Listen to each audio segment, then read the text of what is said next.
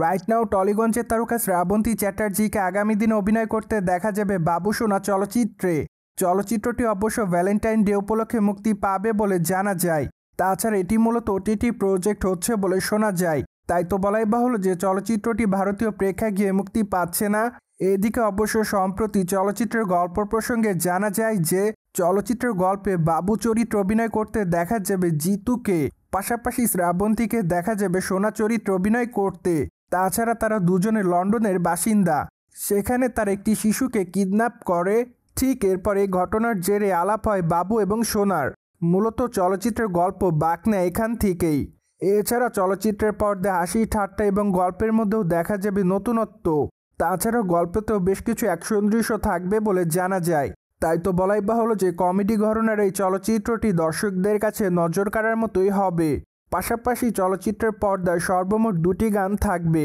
সেই সাথে চলচ্চিত্রের ট্রেলারটি অবশ্য 4 ফেব্রুয়ারি মুক্তি পেয়েছে বলে জানা যায়।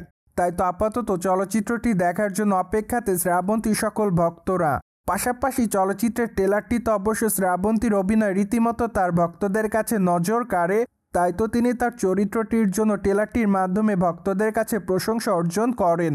অন্যদিকে অবশ্য মাঝে জিতুর সঙ্গে শ্রাবন্তীর প্রেমের গুঞ্জন শোনা যায়।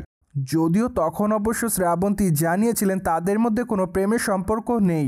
মূলত কাজের প্রয়োজনে তাদের মধ্যে শুধুমাত্র বন্ধুত্বপূর্ণ সম্পর্ক আছে। এর থেকে বেশি তাদের মধ্যে কোনো সম্পর্ক নেই বলে দাবি করেন তারকা। অন্যদিকে আগামী দিনে টলিগঞ্জের তারকা শ্রাবন্তীর হাতে আরও বেশ কয়েকটা প্রজেক্টের কাজ আছে বলে জানা যায়। তাই তো আগামী দিনে টলিগঞ্জের তারকা শ্রাবন্তীকে অভিনয় করতে দেখা যাবে দেবী চৌধুরী রানী চলচ্চিত্রে। চলচ্চিত্রটি অবশ্য মে মাসে মুক্তি পাবে বলে জানা যায়। পাশাপাশি অবশ্য আরও জানা যায় যে মাত্র কয়েকটা দিন আগে দুর্গানগর শিরোনামে নতুন একটি চলচ্চিত্রে যোগদান করেছে এই নায়িকা। তাই তো আপাতত তার ভক্ত অনুরাগীরা তার এই চলচ্চিত্রটির জন্য অপেক্ষাতে।